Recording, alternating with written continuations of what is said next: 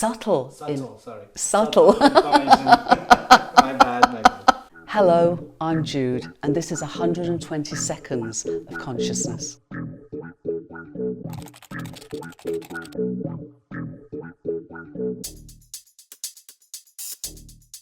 My beloved planetary home. Someone who's curious about the nature of reality. Ooh, the way our universe manifests itself to meaningfully exist and purposefully evolve. The bridge between our personal sense of self and the wholeness of all of which we truly are.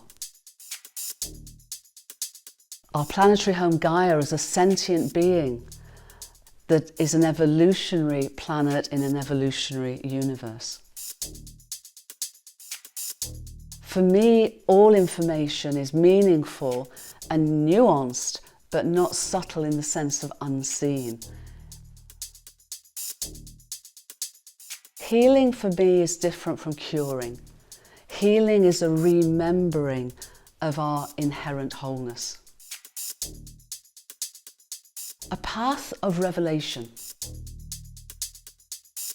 Soul consciousness for me is remembering that we are spiritual beings having a human experience, and that we are and exist and go on beyond the passing of our physical body.